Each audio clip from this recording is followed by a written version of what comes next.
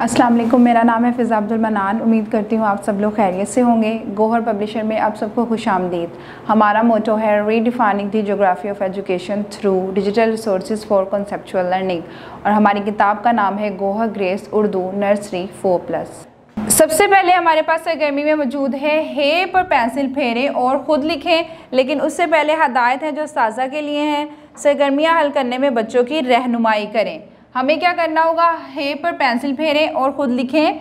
सबसे पहले हे पे पेंसिल फेरेंगे नुक्तों की मदद के साथ, पहले नुक्ते से आखिरी नुक्ते तक लेकर आएंगे जैसे कि आपको पता है, और ना ही हे के सर के ऊपर कोई नुक्ता आएगा, ना ही हे की पेट में कोई नुक्ता आएगा। इसको इसी तरह लिखेंगे। एक बार फिर लिख देते हैं, पहले नुक्ते को मिलाएंगे दूसरे के साथ और इसको लेकर आएंगे आखिरी नुक्ते तक, तो ये हो जाएगा हे हमारा मुकम्मल। अब हम लिखने जा रहे हैं हे की इब्तदाई शक्ल। पहले नुक्ते को मिलाएंगे दूसरे के साथ और लेकर आएंगे आखिरी नुक्ते तक।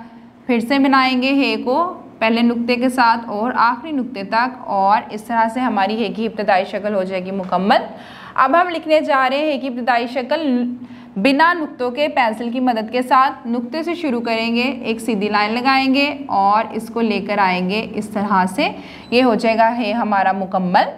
उसके बाद एक सीधी लाइन और इसको बना देंगे हम इस तरह से, और ये हो जाएगा हे की इब्तदाई शक्ल मुकम्मल।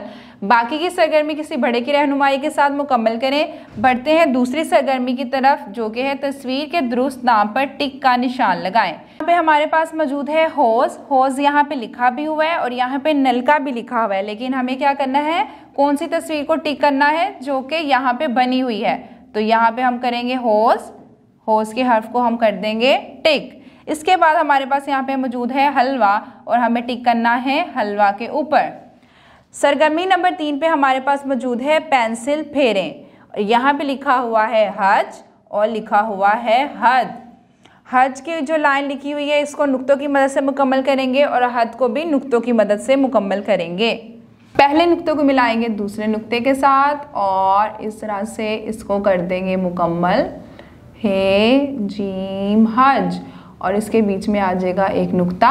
दोबारा से लिखती हूँ, पहले नुक्ते को मिलाएंगे दूसरे नुक्ते के साथ और इस तरह से लेकर आएंगे इसको आखिरी नुक्ते तक, और एक नुक्ता इस तरह से जीम हो जाएगा मुकम्मल। इसके बाद हद भी इसी तरह से लिखेंगे, हे दाल हद।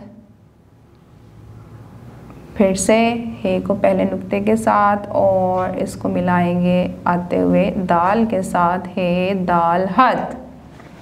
इस तरह से हमारी सरगर्मी नंबर 3 भी, जो कि हे की है, हो जाती है मुकम्मल। किसी बड़े की रहनुमाई के साथ इसको दोहराते रहें ताकि रवानी बनी रहे। अगली वीडियो तक के लिए अल्लाह हाफिज़।